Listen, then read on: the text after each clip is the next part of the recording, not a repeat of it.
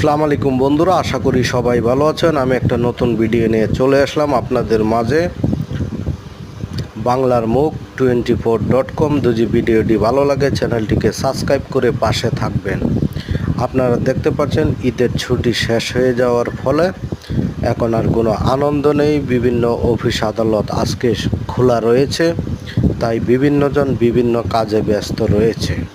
আপনারা দেখতে পাচ্ছেন ফ্লাইওভারের ফ্লাইওভারগুলা কতটা সৌন্দর্য রয়েছে, বিভিন্ন দিক থেকে গাড়ি আসা যাওয়া করছে।